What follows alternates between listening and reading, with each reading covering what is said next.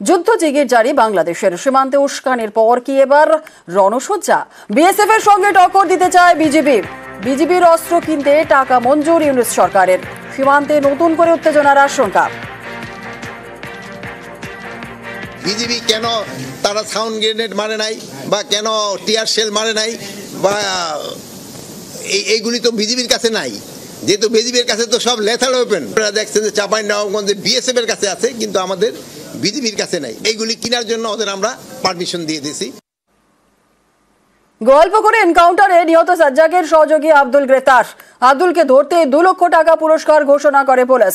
সাজ্জাককে অস্ত্র সরবরাহ করে আব্দুল। পুলিশকে গুলির পর থেকে ফেরার আব্দুল। গোয়ালপুকুরে এনকাউন্টারে নিহত সাজ্জাকের সহযোগী আব্দুল গ্রেফতার। আব্দুলকে ধরতে 2 লক্ষ টাকা পুরস্কার ঘোষণা করেছিল পুলিশ। সাজ্জাককে অস্ত্র সরবরাহ করে আব্দুলই। গোয়ালপুকুরে এনকাউন্টারে নিহত সাজ্জাকের সহযোগী আব্দুল গ্রেফতার। আব্দুলকে ধরতে 2 লক্ষ টাকা পুরস্কার ঘোষণা পুলিশের। আরো বিস্তারিত বলবে চঞ্চল আমাদের সঙ্গে রয়েছে। চঞ্চল,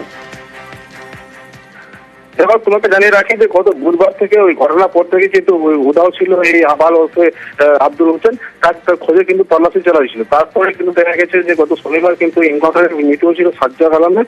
এরপরে কিন্তু উধাও ছিল এই আব্দুল হোসেন। আব্দুল হোসেনের খোঁজে কিন্তু কয়েকদিন ধরে কিন্তু ওই ভারত বাংলাদেশ সীমান্ত এলাকাগুলোতে ছানবিন করছিল এবং চিরুনি তল্লাশি শুরু করেছিল। গতকাল করণদিঘি থানার এই রাসাগোয়া এলাকা থেকে কিন্তু এই আব্দুল হোসেনকে গ্রেফতার করে পুলিশ। রাতে কিন্তু আব্দুল হোসেনকে রাসাগোয়া থেকে গোয়ালপুকুর থানা নিয়ে আসা হয়। অভিযুক্তকে আজকে ইসলামপুর কোর্টে তোলা হবে। তো এই আব্দুল হকের উপরে কিন্তু 2 লক্ষ টাকা সরকারিভাবে ঘোষণা করেছিল, পুরস্কার ঘোষণা করেছিল। তবে গতকাল গ্রেফতার হওয়াতে কিন্তু অনেকটা স্বস্তিতে রয়েছে পুলিশ। ধন্যবাদ। পুলিশের জালে ডোমকলে ছিনতাই হওয়া আসামি। মুর্শিদাবাদের সাগরপাড়া থেকে ধৃত রানা শেখ। 15 জানুয়ারি ডোমকলে পুলিশের ওপর হামলা, পুলিশকে আঘাত করে আসামি ছিনতাই।